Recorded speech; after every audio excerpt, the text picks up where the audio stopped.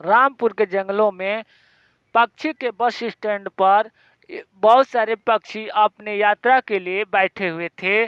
तभी वहां पर एक 10 साल की बच्ची टोनी चिड़िया आती है और कहती है, दे दो बाबूजी, कुछ दे दो, भिक्षा दे दो, मैं बहुत 3 दिन से भूखी हूँ। यह कह करके वह बस स्टैंड पर भिक्षा मांगने लगती है।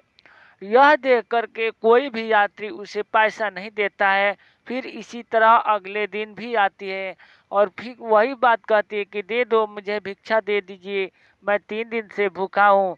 तभी एक कालू कौआ वहीं बस स्टैंड पर बैठा रहता है, कहता है, अरे भाग यहाँ से भाग।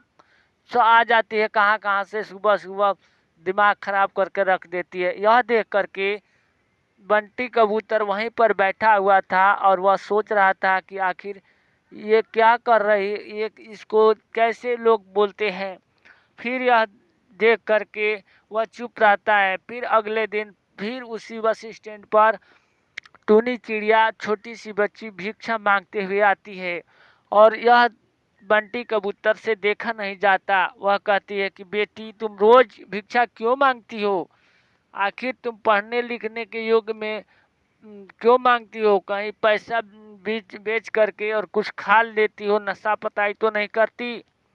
इस पर वह टुनी चिड़िया कहती है कि अरे नहीं नहीं नाना जी, नहीं, हमने कोई भी नशा पताई नहीं करती, मैं गरीब हूँ, बिल्कुल ही गरीब हूँ, मेरे पास खाने तक का पैसा नहीं है। तब यह सुन करके बंटी कबूतर कहता है, ठीक है, चलो मैं तुम्हें खाना खरीद कर दे देता हूँ। वह उस दिन उसने खाना खरीद करके और उसको दे दिया।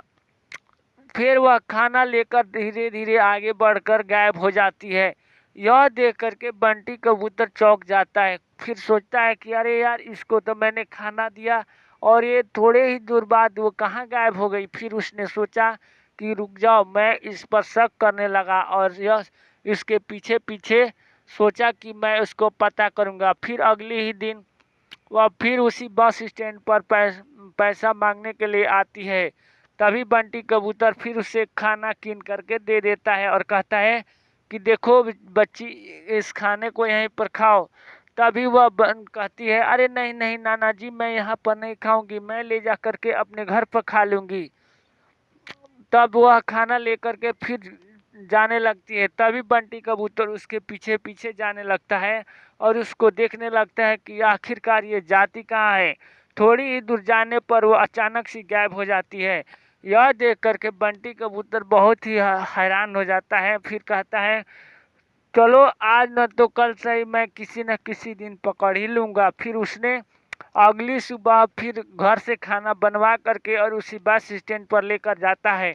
जैसे ही वह छोटी बच्ची आती है चिड़िया, तो उसको दे देता है और कहता है, आज तुम यहीं खाओ। फिर वही बात वह कहती है कि नहीं नहीं, मैं घर पर खाऊंगी, और ले जाकर खाना के ले जा करके और जाने लगती है। बंटी कबूतर उसका पीछा करता है, देखता है कि ये खाना ले जा करके वह अपने मम्मी और एक बच्ची थी उसकी बहन, उसको देती है और ध्यान से वह पीछे लुका जाता है और देखने लगता है।